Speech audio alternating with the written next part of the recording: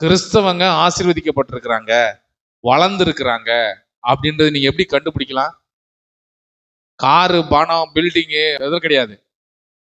தனிப்பட்ட குணத்துல மாற்றம் அடைந்திருக்கிற பார்த்தீங்கன்னா, அதுதான் கிறிஸ்துவுக்குள் வளர்கிற வளர்ச்சி. உனக்கு எவ்வளவு பெரிய கட்டடம் இருந்தாலும் குணம் நல்லா இல்லைன்னா, உன் சுபாவம் சரியில்லை அப்படின்னா எல்லாமே போச்சு.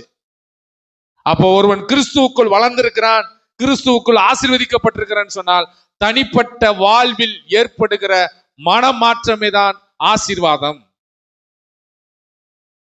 அதுதான் சந்தோஷம். அவன் தனிப்பட்ட விதத்துல எப்படி ஜெபிக்கிறான், தனியா எப்படி தேவனை ஆராதிக்கிறான், இதுதான் கிறிஸ்துவுக்குள் வளர்ற வளர்ச்சி.